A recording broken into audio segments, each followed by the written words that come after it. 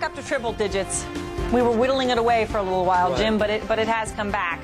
And it is time to stop trading. Mad Money's Jim Cramer is here. So, Jim, I know you and I were talking before the show about how we were going to be trying to figure out why the bond market is melting at the gates, right. and the stock market is galloping through the gates at full speed. I'm beginning to feel too complicit in the notion that that the gates have opened and there's just flight, that everything's wrong in private equity. Because I don't want to wake up and see the Chrysler deal posted, and see the FTC deal posted, and then suddenly say, hold it, no. They're going to happen. Right. They're just going to cost them more, and there's going to be more restrictions on But if you keep buying the puts like I see being bought endlessly in Goldman and Lehman and Bear, and you get the pricing of those deals, I think people are going to say, well, wait a second, maybe Goldman, Lehman, and Bear have been buying back their own stock. Maybe they knew about this all the time. Maybe people are being too pessimistic. Yes, and I just don't want to be too pessimistic there.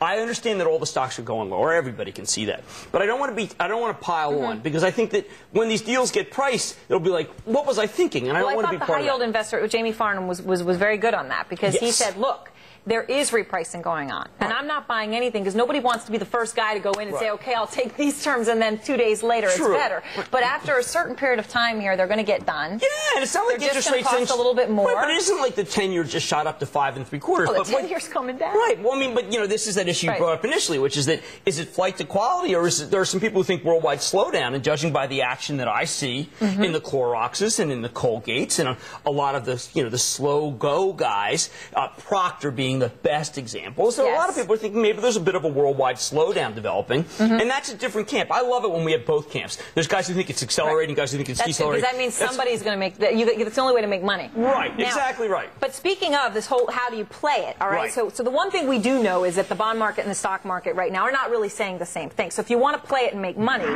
you had a couple. You had a until today when I saw the Proctors moving up. And then you realized the part of the stock rally. But CIT was your play. Well, CIT was the one that really stunned me. And I think that in many ways caused the next leg down that we started having this. Because, I mean, CIT I always regarded as a great commercial lender. And suddenly I find that they are just, just like this cesspool of bad mortgage. and the stock hasn't recovered. Well, the reason this support is because CIT is a really smart company. Like the Bear First Fund that should have had some worth to it. Yes. Because it's AAA. I would have thought that CIT's business, before they just gave it away, had some worth to it. That was scary. Now, I mean, it's always wrong to use the term scary because it's like, but I'm looking at it in retrospect. So what do I do with CIT right now? Well, I mean, I think they cleaned it up. You buy it? I think so. I mean, look, it's one thing to, look, beforehand, it's one thing to say, woohoo, but now, the deed has been done, and I don't see this big commercial lending problem in all the quarters that I went over with the banks. It's certainly not commercial lending that's causing a problem. I want to zip in, I want to zip in one more name here. Do you agree with that, by the way? I mean, you sit all those calls, you didn't hear a lot of commercial lending break down. No, you didn't. And you just heard it from Centerline there. That, exactly. It's just a repricing. Well, that's why it's good. Mel Carm is in. I think I know what he thinks of Summer Redstone. Is all I'm going to say. But I have to love Mel. I would have. Do I love his stock? That's what I want to know. No, you can't. But then again, Cumulus, I hated on Friday. Boom. But Mel, I love Mel. I mean, I wish I didn't. I want to know how his hair and his eyebrows. Oh, he's the best.